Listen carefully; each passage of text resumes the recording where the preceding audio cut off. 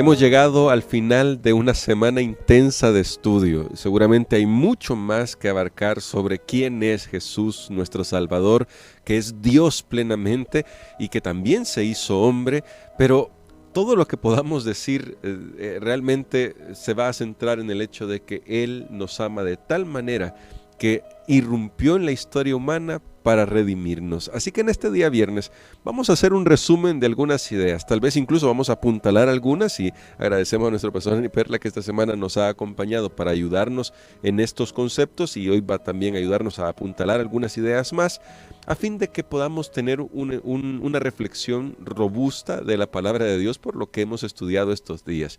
Pero para comenzar con la bendición de Dios vamos a orar. Nuestro buen Padre Celestial, hoy venimos agradecidos por la revelación tan excelsa que has hecho a través de tu palabra, a través de esta lección ante nosotros, de quién es Jesús. Padre, no alcanzamos a comprender todo lo que Jesús significa para el universo, para nuestra vida, para nuestros problemas incluso, cómo Jesús puede y está, no solamente puede, sino que está siempre pendiente de nosotros. En la reflexión de hoy, permite que tu Espíritu Santo ilumine nuestro corazón, lo pedimos en Jesús. Amén. Amén. Seguramente, Pastor Dani Perla, hay muchas cosas que se quedan en el tintero cuando se habla de la persona del Señor Jesucristo.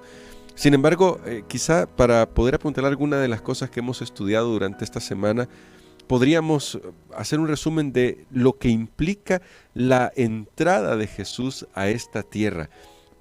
¿Por qué era importante que Jesús viniera a esta tierra, que Dios mismo irrumpiera esta tierra y cómo se cumplían en él todas las esperanzas que se nos prometieron desde la entrada del pecado? Muy bien, recordemos en la introducción a la carta de los Hebreos en el capítulo número 1, cuando dice que Dios habló, nos dice que ahora nos habla por el Hijo, nos dice que Él es el heredero, que Él es el resplandor de su gloria, nos dice que Él sustenta todo y cuando nos da todas esas características de Jesús, luego dice, habiendo efectuado la purificación por nuestros pecados. Y aquí está el punto principal.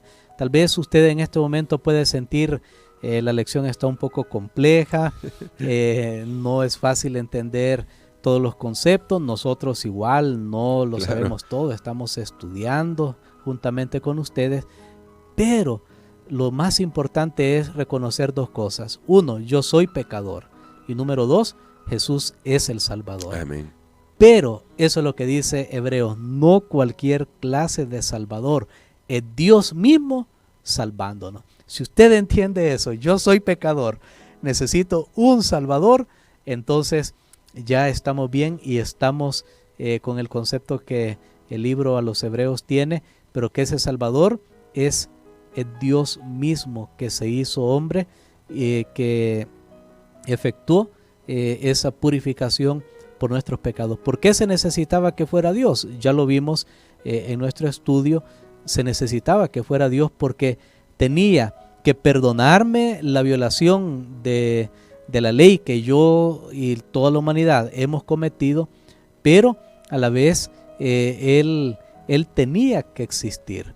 A la vez tenía que seguir viviendo y solo uno podía cumplir ese requisito, solo alguien quien en sí mismo tiene vida por él. Claro. No que se la da a alguien como nosotros, nos la da Dios, no, sino que por esa razón se necesitaba que Jesús fuera Dios. De paso, lo que hemos estudiado esta semana, uno de los títulos de Jesús, Hijo de Dios, notemos que hasta el diablo mismo lo tentó en ese sentido. ¿Sí? Y le dijo, si eres el Hijo de Dios, mira, si es cierto que tú eres divino, entonces convierte estas piedras en pan. Porque si Jesús hubiera sido humano, esa tentación no tiene sentido. No. Como no tiene sentido que yo le diga, esa silla que está en el comedor en su casa, conviértalo en una sábana. O sea, no tiene sentido porque usted y yo no podemos hacer eso. Jesús sí, porque era Dios, porque era creador.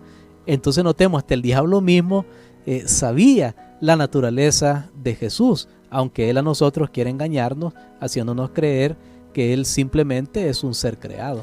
Ahora, pastor, con esa última frase que usted ha dicho, que el diablo trata de hacernos creer que Jesús es un ser creado, lamentablemente han logrado confundir a algunas personas por algunos términos que no comprenden estas personas completamente de la palabra de Dios. Uno de esos términos que apenas tocamos un poco en la semana fue engendrado, pero me gustaría que nos ayudara a comprender esa palabra, porque de repente alguien puede decir, puede argumentar, sí, pero Jesús dice la Biblia en Hebreos 1:5 que fue engendrado, y si fue engendrado no es eterno, no existe por siempre. ¿En qué momento y a qué se refiere eso? Muy bien, esa frase la encontramos en Hebreos, el capítulo 1, donde habla de la entronización de Cristo. Usted tiene que retroceder 2 lecciones para volver a repasar la entronización de Cristo. La entronización, o más bien la lección de la semana pasada también, más bien nos hablaba de esto, y cuando dice, vamos a hacerlo aquí porque estamos haciendo un repaso, cuando dice, mi hijo eres tú, yo te engendré hoy, y luego le dice a los ángeles que lo adoren, y que luego vemos que él se sentó a la diestra del Padre en las alturas. Ok, y él se sentó porque ya había terminado su sacrificio. Los sacerdotes humanos no podían sentarse nunca porque siempre estaban sacrificando. Claro. Pero en el caso de Jesús, su sacrificio único fue perfecto y suficiente. Amén. Ahora, cuando dice yo te engendré, al igual que la palabra primogénito que estudiamos esta semana, se refiere a un título para Jesús, no a una naturaleza de él, y eso es lo que hay que separar. Tanto primogénito como engendrar para Jesús son un título nada más, no tiene que ver con la esencia de su naturaleza. ¿En qué sentido Jesús fue engendrado?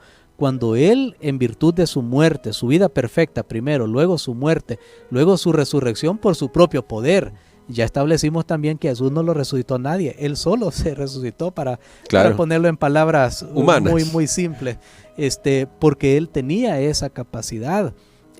Ahora bien, esto es un misterio, no intentemos, y dónde estaba la parte de Dios cuando Jesús murió, hermano, no vayamos más allá de lo que está escrito, por favor, pero tenemos que aceptarlo, que ella está diciendo que él tenía poder para volver para poner su vida y volverla a tomar. Y yo tengo que aceptar eso por fe. Ahora bien, cuando ahí nos dice que Jesús, en virtud de su vida perfecta, su muerte, su resurrección, su ascensión al cielo, y él es entronizado, entonces ahí es que él llega a ser el representante de la raza humana. En ese sentido él fue engendrado en ese cargo como representante de la raza humana. El libro de Hebreos le da muchos títulos a Jesús para que nosotros logremos entender, uno, su persona, quién es él, su naturaleza, pero número 2, su misión. Son 2 cosas. Su obra. La misión de Jesús era salvar al ser humano, pero ¿quién era Jesús? Sí, era alguien que se hizo hombre, pero a la vez era Dios. Si entendemos esas 2 cosas, misión y obra, la misión y persona, digo. Ajá. Si entendemos bien el balance entre esas 2 cosas, tenemos ahí un Salvador único, perfecto, y que es Cristo Jesús, el Mesías. Amén. Quiere decir entonces, pastor, que la palabra engendrado, el título engendrado, como usted lo ha dicho, se refería a su misión.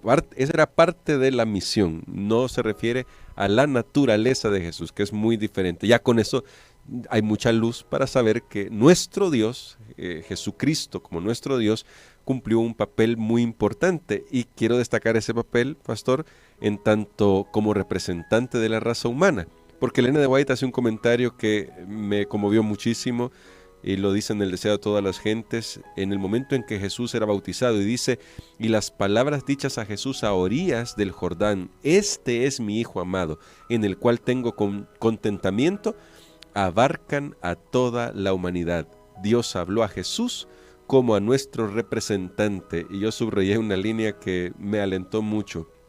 No obstante todos nuestros pecados y debilidades, no somos desechados como inútiles. Pastor, en este sentido, ¿por qué es importante, o cuán importante es que la naturaleza humana de Jesús también nos abarca a nosotros en este plan de salvación en el que Dios nos ve de una manera especial como a Jesús mismo? Maravilloso, porque Jesús es el Hijo de Dios en el sentido que Él es Dios, para que nosotros podamos llegar a estar con Él, nosotros que que somos pecadores, porque es lo mismo que mencioné con Adán. Adán era la cabeza, podríamos decirlo, de la raza humana porque fue el primer hombre creado, pero Adán falló. En la Biblia también se dice que Israel era hijo de Dios, pero Israel falló. Los hijos de David fallaron, todos fallaron, pero Jesús viene, recobra eso. Y cuando Dios le dice a Jesús en el momento de su bautismo, mi hijo eres tú, este es mi hijo amado, en quien tengo complacencia. Así es. Entonces lo que Elena de White está diciendo ahí es que eso se aplica para todos los seres humanos, que Dios se deleita no solo en su Hijo Jesucristo, que es perfecto, sino que también en todos nosotros. Entonces, por eso es que Jesús necesitaba ser entronizado, porque Él va al Padre y le dice, Padre, ¿sabes qué? Allá Gerson, Dani, Pedro, María, Juan han creído en mí. Entonces yo quiero que así como tú me has aceptado a mí, tú los aceptes a ellos. Amén. Y ahí es donde nosotros obtenemos todas las bendiciones de nuestro Padre Celestial. Y es maravilloso, es un mensaje de esperanza, un mensaje de salvación. Por eso vamos a recalcar algo que el pastor ha dejado claro en todos estos momentos: solo Dios podía venir a salvarnos. Y quizás no redondear iba a decir, pero para completar esta idea, pastor, cuando comparamos la idea que algunos tienen de que Jesús tal vez sea importante, tal vez sea muy importante, no vamos a decirlo tal vez solo importante, tal vez sea muy importante, pero no es Dios, pero es un ser creado que va a la cruz. Cuando contrastamos esa idea con la idea que hemos aprendido, con la verdad que hemos aprendido de que Dios mismo fue a la cruz, ¿cuánta diferencia hace esto para nosotros en nuestra salvación? Que fuera un ser, incluso podríamos decir, mayor que los ángeles, pero menor que Dios, si eso existiera, pero no existe. Pero mayor que los ángeles, menor que Dios, y fue a la cruz. La diferencia con decir, es Dios mismo el que fue a la cruz. Bueno, ahí tendríamos serios problemas, porque en primer lugar tendríamos una salvación inefectiva, porque no es lo mismo que yo le pague a alguien usando una ilustración con un billete de $10 verdadero y con uno falso. Los dos se parecen, pero el que es falso realmente no debe tener valor. Así es lo mismo. Si Jesús no es Dios, entonces la obra de la redención que Él hizo no sirve, no funciona. Entonces no hemos sido rescatados, y pasaría lo mismo que es lo que dice Hebreos. ¿Por qué los sacerdotes y dice los sacrificaron tanto y nunca pudieron salvar a nadie? Porque eso no era lo real. Así es. Entonces no tendríamos lo real. Pero otro problema todavía más serio, yo creo que es que entonces no habría respuesta a las acusaciones de Satanás. Porque Satanás había más bien acusado que Dios es egoísta, que a Dios no le interesa a sus criaturas, que no le interesa si sufran, y que Dios es malo. Y entonces no tendríamos una revelación perfecta del amor de Dios. Las acusaciones de Satanás todavía tendrían validez si Dios mismo no hubiera tomado esa naturaleza humana. Entonces lo que Dios hace es, mira Satanás, mira Lucifer, tú quisiste ser Dios, te exaltaste, ¿sabes qué? Yo no voy a querer ser Dios, yo me voy a humillar y me voy a hacer como el hombre, y te voy a demostrar que yo estoy dispuesto a sacrificarme por mis criaturas. Entonces no tendría una respuesta directa de Dios esa acusación de Satanás, porque Dios no envió a ningún representante, a ningún ángel para decir que Él es bueno. Y aquí voy a entrar en algo un poquito así como más filosófico en este sentido, hermano Gerson. Mire, cuando a una persona se la acusa no de algo que hizo, sino de su motivación, ¿cómo demuestra usted lo contrario? Es bien difícil para demostrar lo contrario, porque Satanás acusó a Dios en su esencia. La Biblia dice que Dios es amor, y Lucifer dijo, no es amor, dijo. Ahora, ¿cómo se defiende Dios de eso? Si lo destruye inmediatamente, prueba entonces que no es amor. ¿Qué hace Dios? Y entonces ahí es donde Dios finalmente vio y siguió el camino de la humillación. Vino como hombre, entró a la esfera humana, estuvo dispuesto a sacrificarse, y por eso es que la cruz es la mayor revelación del amor de Dios. Amén. Porque Para mí, si Dios manda a alguien para que muera y muestre su amor, pero no es Él el que está muriendo, Sí, entonces Dios está utilizando a alguien, está aprovechándose de alguien. sí. Es como que me diga, mire, a usted le vamos a hacer un daño y yo digo, no, voy a mandarlo al hermano Gerson. O sea, ¿qué tipo de persona soy? Ahora, Dios no mandó a nadie, hermanos. Cuando Lucifer dijo que Dios no es amor, no, Dios no mandó a ningún representante ni creó a alguien especial para demostrar que Él no es amor. Él mismo vino para demostrar que es amor. Y eso hace una gran diferencia. Amén, eso hace toda la diferencia. Así que hemos estudiado muchísimo, hemos visto muchos conceptos que sí, son conceptos bastante profundos y que todavía necesitan mucho estudio. Usted puede seguir haciendo sus estudios personales. Solo recuerde las líneas que se han trazado para no sobrepasar esas líneas, de tal manera que nuestra fe se mantenga siempre en el Señor Jesucristo.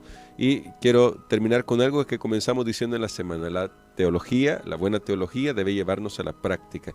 Y lo que estudiamos esta semana debe ayudarnos a ver a Jesús de una manera especial, de tal manera que nuestra vida se le entreguemos por completo a aquel que nos ama más de lo que nosotros podemos imaginar. Así que hoy hay que hacer un acto de adoración, hay que alabar a Dios, hay que obedecerle, hay que servirle, porque hemos visto todo lo que Él ha hecho por nosotros. Amén. Padre que estás en los cielos, en esta hora, te damos gracias por la lección de esta semana. Señor, apenas estamos tocando el borde del manto de este tema de la divinidad de Jesús, pero por fe aceptamos, Señor, que antes que Abraham fuese, Él es el yo soy. Amén. Aceptamos por fe, Señor, que Él tiene poder para dar vida a los muertos. Aceptamos por fe, querido Padre, que Él es el creador de todo lo que hay en el universo, visible o invisible, material o inmaterial. Aceptamos, Señor, que Él sostiene y dirige todo. Aceptamos que Jesús es el nombre sobre todos nombres, que Él es el que venció y derrotó a las fuerzas del maligno. Ayúdanos para que Jesús en nuestra vida sea muy real, Señor, para que Él pueda gobernar nuestros corazones, para que Él pueda triunfar en nosotros y podamos regresar a lo que hemos perdido. Gracias porque tus promesas son buenas y seguras. En el nombre de Jesús. Amén.